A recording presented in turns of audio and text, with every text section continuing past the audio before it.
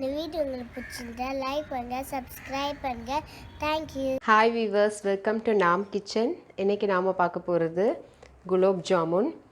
குலோப் ஜாமுன் பார்த்திங்கன்னா பொதுவாக நம்ம இன்ஸ்டன்ட் மிக்ஸ் வாங்கி தான் வீட்டில் பண்ணுவோம். ஆனால் அப்படி செய்யாமல் நம்ம கடையில் விற்கிற ஸ்டைலில் எப்படி செய்கிறதுன்னு பார்க்க போகிறோம். அதுக்கு என்னென்ன பொருட்கள் தேவைன்னு பார்க்கலாம். ஃபஸ்ட்டு பார்த்திங்கன்னா கோவா, ஸ்வீட்லெஸ் கோவா, சர்க்கரை இல்லாதது. இது பார்த்திங்கன்னா 1/4 கிலோ எடுத்திருக்கேன். இப்போ 1/4 கிலோ கோவாக்கு 100 கிராம் அளவு மைதா மாவு எடுத்துக்கணும். இது மாதிரி தான் கடையில் கிடைக்கும் கோவா. கொஞ்சம் கட்டி கட்டியாக இருக்கும். நாம் அதை வாங்கி நல்லா மசிச்சிக்கணும். மசித்து நல்லா பிசைஞ்சிக்கணும். இப்போது இது எப்படி பிசைறதுன்னு பார்க்கலாம்.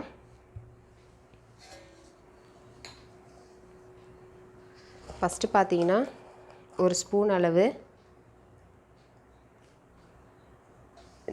நெய் ஊற்றிக்கோங்க. நெய் இல்லை எண்ணெய் எது வேணாலும் நீங்கள் ஊற்றிக்கலாம். அடுத்து பார்த்தீங்கன்னா ஆப்ப சோடா ஒரு பிஞ்ச் அளவு போட்டுக்கோங்க. போட்டுட்டு இது நல்லா கரைச்சி விட்டுக்கணும் நெய்யில். அதன் பிறகு பார்த்திங்கன்னா மைதா மாவு. மைதா மாவு வந்து நிறையவும் போடக்கூடாது.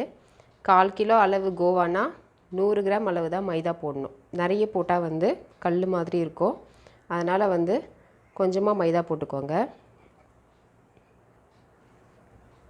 அப்படி இல்லை நம்ம சுடும்போது வந்து உடையுது அப்படின்னாக்கா இன்னும் கொஞ்சம் கூட மைதா நீங்கள் அதுக்கேற்ற மாதிரி சேர்த்துக்கலாம். இப்போது கட்டியாக இருக்கிறத நல்லா ஸ்மாஷ் பண்ணி போட்டுக்கோங்க. நல்லா உடச்சி போட்டு நைஸாக பிசைஞ்சி சப்பாத்தி மாவு பதத்துக்கு நம்ம பிசைஞ்சி எடுத்துக்கணும். இது ரெண்டுத்தையும் நல்லா போட்டு ரொம்பவும் கல் மாதிரி போட்டு பிசையக்கூடாது. சாஃப்டாக பிசையணும். அப்போ தான் நல்லா வரும் குலோப் ஜாமுன். இல்லைன்னா உடஞ்சி போயிடும்.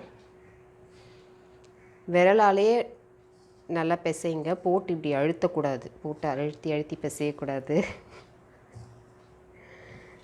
கொஞ்சம் கொஞ்சமாக தண்ணி விட்டு பிசைஞ்சிக்கலாம். ரொம்பவும் தண்ணியாக பிசைஞ்சிடாதீங்க. கொஞ்சம் கட்டி பதமாக பிசையணும்.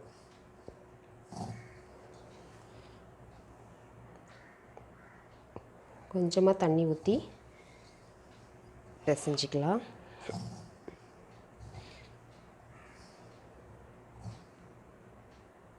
பிசைஞ்சியாச்சு. பிசைஞ்சிட்ட பிறகு பார்த்திங்கன்னா இந்த மாதிரி சாஃப்டாக இருக்கணும். நம்ம புட்டு எடுக்கும்போது சாஃப்டாக வரணும். கல் மாதிரி பிசையக்கூடாது. இதில் வந்து என்னென்ன போட்டோன்னா நெய் ஒரு ஸ்பூன், ஒரு சிட்டிகை ஆப்ப சோடா, மைதா 100 கிராம், 1/4 கிலோ ஸ்வீட்லெஸ் கோவா போட்டிருக்கோம். இப்போது பால்ஸ் மாதிரி நம்ம உருட்டி உங்களுக்கு என்ன ஷேப் வேணுமோ அந்த ஷேப்பில் குலோப் ஜாமுன் உருட்டி வச்சுக்கலாம். இப்போது விரலால் தான் இப்படி நம்ம சாஃப்டாக அதை உருட்டணும். சரிங்களா? போட்டு அழுத்தி உருட்டக்கூடாது. உருட்டினா உள்ளே வந்து வேகாது, வெளியில் வெந்துடும். உள்ளே வேகாது, கல் மாதிரி இருக்கும். சாஃப்டாக உருட்டணும். குட்டி குட்டி பால்ஸாக உருட்டிக்கோங்க. ஏன்னா வேகும் போதும் கொஞ்சம் பெருசாக உப்பி வரும்.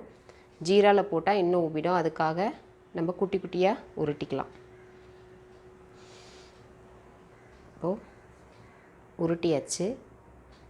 வீரெல்லாம் இல்லாமல் வந்திருக்கு பாருங்கள், உடையாமல். அதுக்காக சாஃப்டாக உருட்டணும்.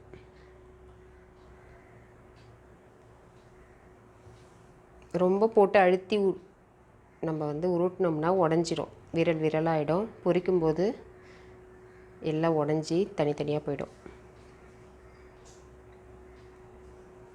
சாஃப்டாக ஹேண்டில் பண்ணணும் இதை.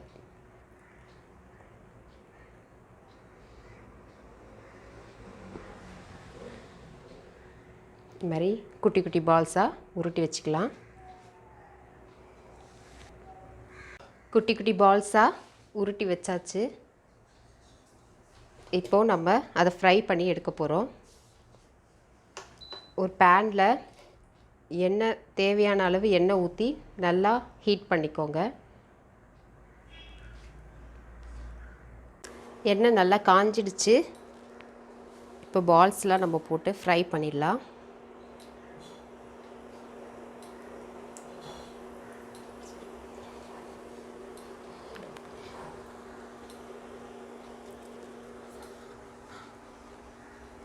உடனே போட்ட உடனே திருப்பக்கூடாது. கொஞ்சம் செவந்த பிறகு திருப்பணும். நல்லா எண்ணெய் காஞ்சு சுட சுட நல்லா கொதிக்கும் போது தான் நம்ம அந்த பால்ஸ் எல்லாம் போடணும். லைட் சூட்டில் போட்டோம்னா பிஞ்சு போயிடும். அதனால் எண்ணெய் நல்லா காஞ்ச பிறகு போடுங்க. நல்லா செவந்த பிறகு நம்ம அடுப்பை வந்து ஸ்லிம்மில் வச்சுக்கிட்டு பொறுமையாக ஃப்ரை பண்ணலாம். இப்போ பார்த்தீங்கன்னா பால்ஸ் உடையில, அப்போ வந்து நம்ம மிக்சிங் வந்து கரெக்டாக இருக்குதுன்னு அர்த்தம். பால்ஸ் வந்து உடஞ்சி பிரிஞ்சு போயிடுச்சுன்னா இன்னும் கூட கொஞ்சம் மைதா கூட நீங்கள் ஆட் பண்ணி பிசைஞ்சிக்கலாம்.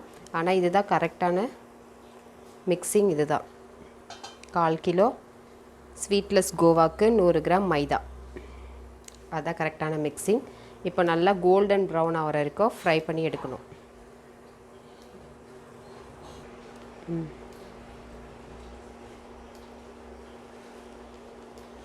நல்லா கோல்டன் ப்ரௌன் ஆயிடுச்சு. இந்த ஸ்டேஜில் நம்ம எடுத்துடலாம். எடுத்து ஒரு 5 மினிட்ஸ் ஆற வைங்க. இப்போ நான் நல்லா வறுத்து வச்சாச்சு. இந்த பார்த்தீங்கன்னா இந்த கலரில் நல்லா ப்ரௌனாக வறுத்து ஒரு 5 மினிட்ஸ் ஆற வச்சுடுங்க. இப்போ நம்ம ஜீரா எப்படி செய்கிறதுன்னு பார்க்கலாம். இப்போ குலோப் ஜாமுன் ஊற வைக்கிறதுக்காக நம்ம ஜீரா பண்ண போகிறோம். இப்போ ஒரு பாத்திரத்தில் 1 கப் சுகர், நான் வந்து இந்த கப் அளவு சர்க்கரை எடுத்திருக்கேன். அதே கப் அளவு 1 கப் தண்ணி எடுத்துக்கணும். இப்போது சுகரை போட்டுக்கலாம்.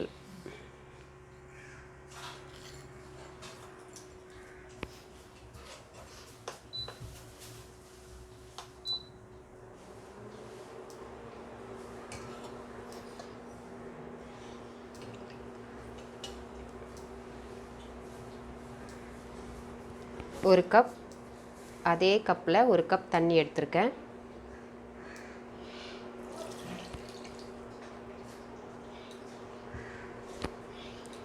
இதை நல்லா மிக்ஸ் பண்ணிக்கோங்க.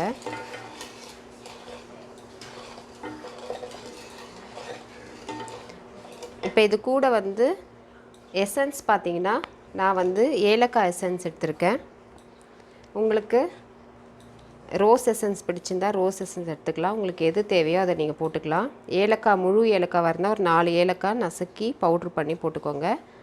நான் வந்து ஒரு 1/2 மூடி ஏலக்காய் எசன்ஸ் ஊற்றிக்கிறேன். இது நல்லா கரையணும். லோ ஃப்ளேமில் வச்சு நல்லா நீங்கள் கலக்கிட்டே இருக்கணும். இப்போ பதம்னு பார்த்தீங்கன்னா இப்போ தண்ணியாக இருக்குது. நல்லா கரைஞ்சி நல்லா கொதித்து வரும்போது நம்ம கையில் வந்து ஒட்டணும். அந்த பதத்தில் ஆஃப் பண்ணிடணும் ஜீராவை.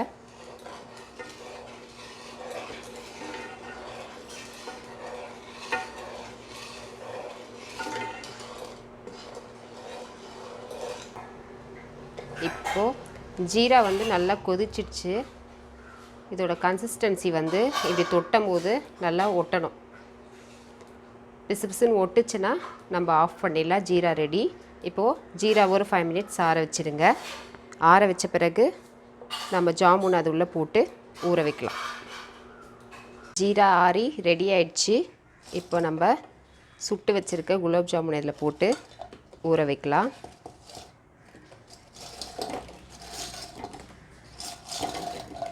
ஊற வச்சு ஒரு 5 மினிட்ஸ், ஒரு 10 மினிட்ஸ் கழித்து சர்வ் பண்ணலாம்.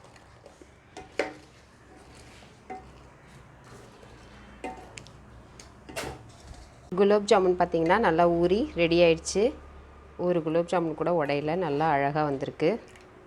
ஈஸியாக கடை ஸ்டைலில் வீட்டிலே செய்யலாம். பசங்களுக்கு வந்து ரொம்ப பிடிக்கும். இந்த மாதிரி செய்து கொடுத்தீங்கன்னா. என்னோடய ஃபேவரட் டிஷ்ஷும் ஸ்வீட்டும் குலாப் ஜாமுன் தான்.